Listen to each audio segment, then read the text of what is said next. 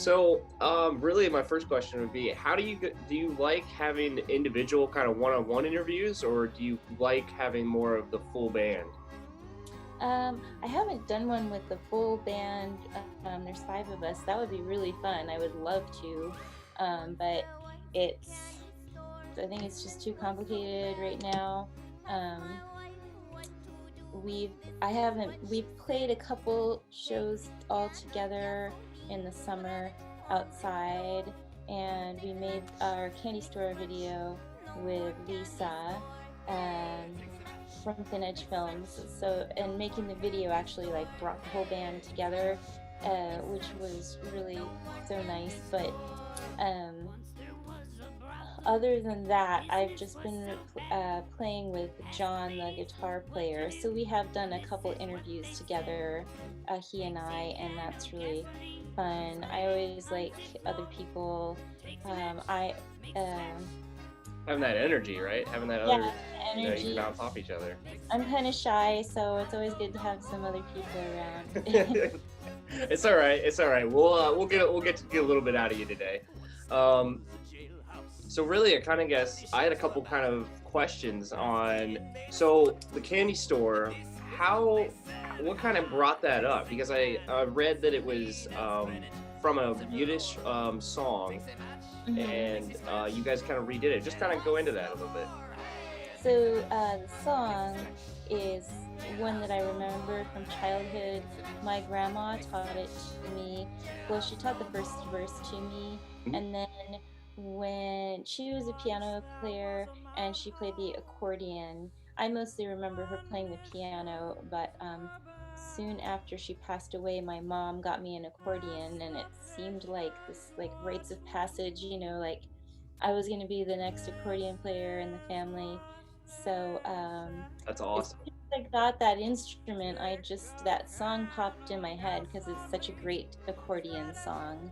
And and so I just started playing it, and everybody's always loved it. And then I studied accordion, or I would say my accordion mentor was a klezmer accordionist. So she taught me so much about klezmer music and just, the chord structures and some of the scales and some of the different beats, like the more like Balkan beats. And um, so that song kind of fits right in there with, it's a very simple, song, but it fits in there with all of that music. And it is, I don't know the history of the song other than, well, sometimes when we've played it, some people, every once in a while, people will recognize it. Like one show in Long Island, a woman said afterwards, she was like, "Oh, I loved hearing you play Moisha's Candy Store." So, That's and that awesome. was an older woman.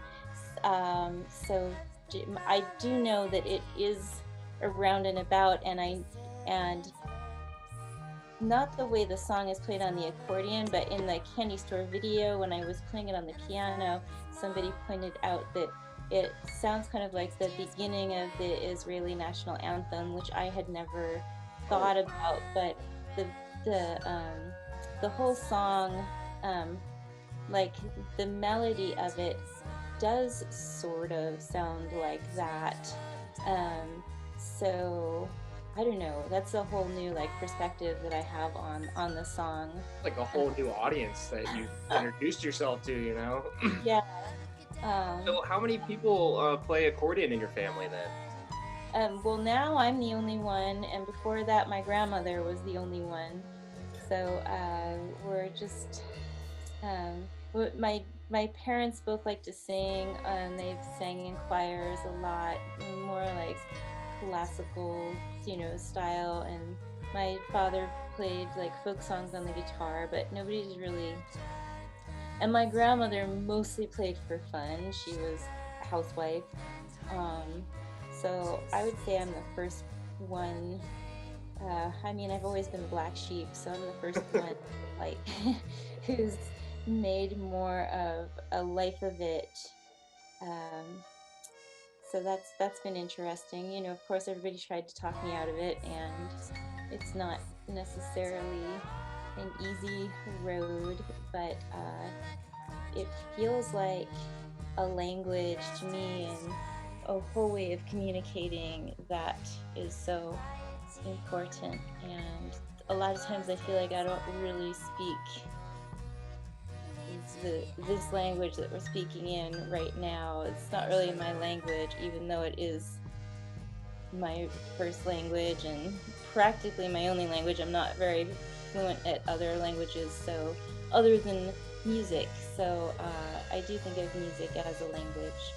Oh, I mean, it definitely is. I feel like I come from a non-musical background, so it's always interesting to kind of see perspectives of it. But I definitely feel like language is its own language, its own culture. It's like this own thing. It's this own being, this own. It has a vibrance. Like you get like you can get goosebumps off of just a song that hits at the right moment. But then the next day that song doesn't hit like that. I feel like music is a very sensational, a very emotional stuff. Like it's like you said, it's more. I feel like it's almost its own being Mm-hmm. at times. But you kind of went into another question I wanted to ask about, which was, excuse me, sorry. You talked about how you guys had a little bit of shows during like the pandemic over the summer. How has this pandemic really affected you guys as a band? One, knowing that you're in New York, and that's where a lot of the cases are hitting right now, being a lot more people there. But how has that affected really tours, branding your guys as a band, and doing interviews and stuff like this?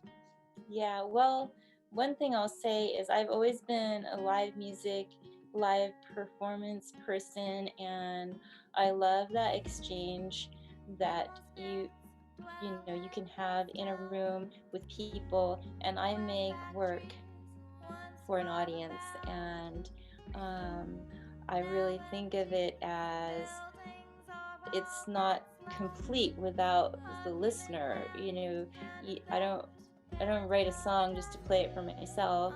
Yeah, yeah. Writing it for you or for other people out there, and I want to connect. So it's been a struggle, definitely, for me, and I think for everybody in the band. Nobody's like really, that, I don't know, techie, or we're all like have a little bit of like this old timey, I don't know, born in the wrong century aspect to us. And I think that's what makes us all work together so well. So there isn't anybody in the group that's like really, tech savvy or posting all the time or whatever. But because of the pandemic, I was like, okay, this is all going to be virtual and I got to deal with this. And I've never pushed our music out on the platforms and tried to get listeners in that way. All the virtual stuff has been for me feeding the live shows. Now the live shows are gone, so um, it's probably something I've needed to do for a while, because the good thing about virtual is you can reach so many more people all over the world, and I do like that aspect of it. I'm learning that part of it is really fun. Like you and I would never Oh be yeah. meeting and talking. If this hadn't happened, probably I'd be out there playing some show, and um, you'd be interviewing somebody else. So I actually, to be honest, I would not be at this job if it was not for the pandemic. I was supposed to move to Cleveland, which is about like 2.5 hours from Columbus, and when the pandemic hit, I lost my job for that. Luckily, I hadn't like moved everything and stuff like that. So I kind of, in my perspective, I feel like there's been a lot of personal gain from this pandemic. Obviously, we've all had this time to be indoors and reflecting and really trying to figure out this virtual, how are we going to do this virtually now, until this passes, or until we're in the so-called old normal or new normal or whatever.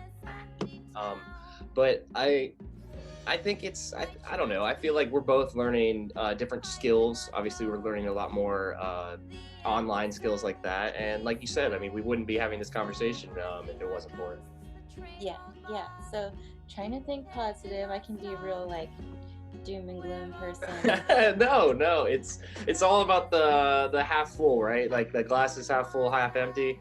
And Yeah, it's hard at times to like, especially with this year, to really not fall to that, you know?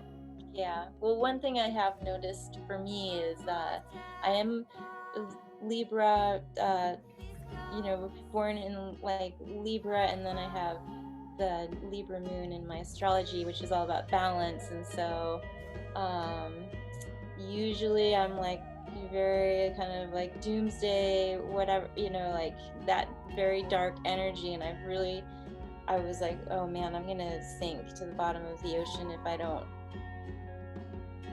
uh, go in another direction here. So I've really been trying to be a lot more positive than I used to be, and I think the new album is much more up tempo and playful than some of our recordings in the past. So you can really hear it in that album. Like some of the songs, I really think like, oh, we're literally trying to like cheer ourselves up or something with the music, and so Does that's that been. goes in with the title, correct? That the Plague Garden. There we go. Yeah. Yeah, yeah. I mean, honestly, I always have a veggie garden um, in the summer. Well, not always, but in the last few years since I've had a decent place to live. What do you grow? Uh, What do you grow? um, well, I'm vegan, so I get really excited about this. I love the greens, so the kale and arugula and tomatoes grow really well here, Nice, and nice. um, herbs like I like Japanese or like the shiso, and Wow. So you I don't know. I've grown all kinds of things, green beans, but this year it didn't. My garden did not do well, and I think um, it's because for the first time, I had all this time on my hands, so I tried to do it from the seeds themselves, like the little seed starts, and that's really hard. I'm really impressed with people who do that, and I don't know if I just planted them too soon or what happened, but there was a lot of animals out too because nobody was driving for a while. yeah.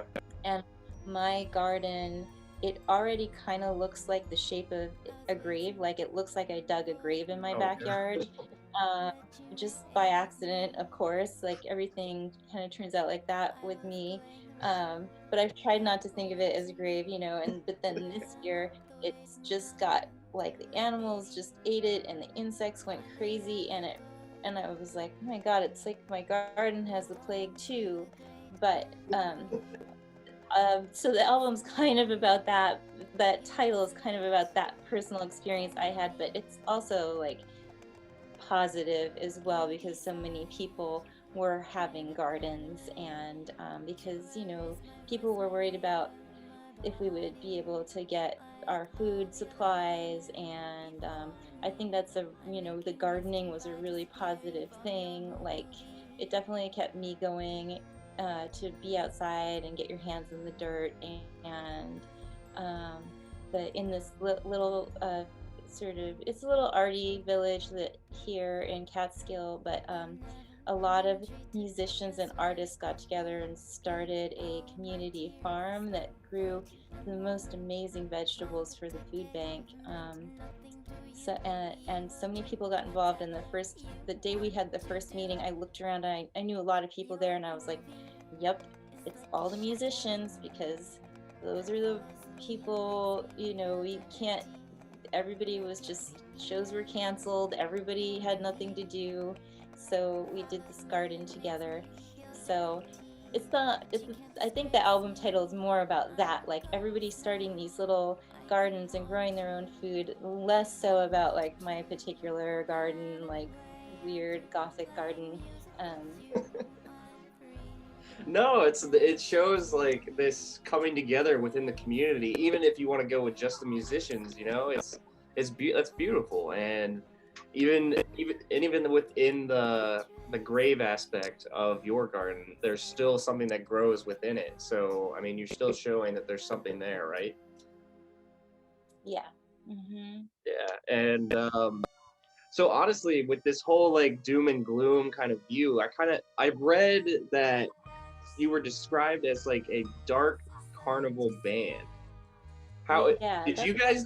How did just go into that? Describe that. I was kind of interested by that. well, that's I. I mean, I just kind of made that up because I just felt like we don't really fit into a genre, but there are. If you do a Google search on it, there's a band called Dark Carnival or something. It's like I don't know if they're still playing or not, but it seemed a little bit more like heavy rock kind of thing. Yeah.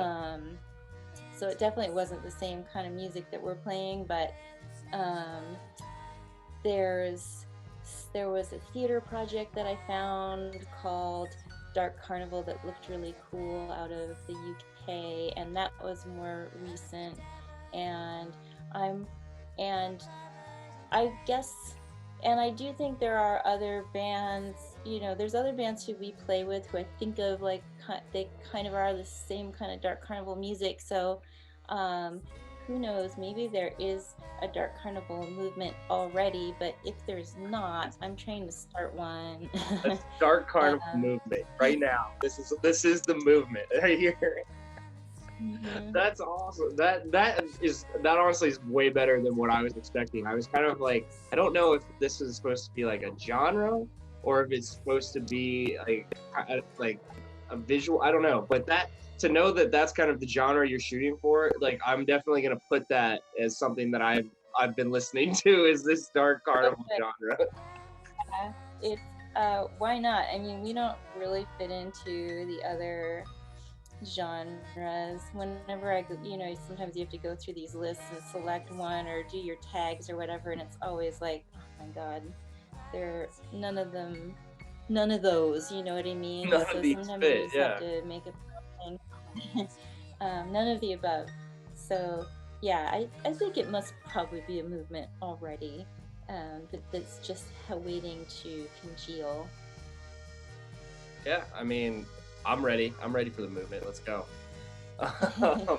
Um, I'm it not gonna. started Oh, sorry. It started out. I called it Dark Carnival, Dark Carnival Dream Music, Okay. and that was just like too many words. And also the band's been playing a little bit more like upbeat because we got this really fun drummer Andrew Stein. So then I just, even though the dream music is still part of it, it was just too many words. So now it's just Dark Carnival. Well, it fits. It's perfect. It's kind of I got the feel definitely from the visuals and everything, and even listening to it, I kind of get this uneasy like this. I don't know. I don't know. It's hard to describe. You can't really describe it in a true genre, you know. But I sorry, excuse me. I'm not going to take up too much of your time. I do have one last question I wanted to ask.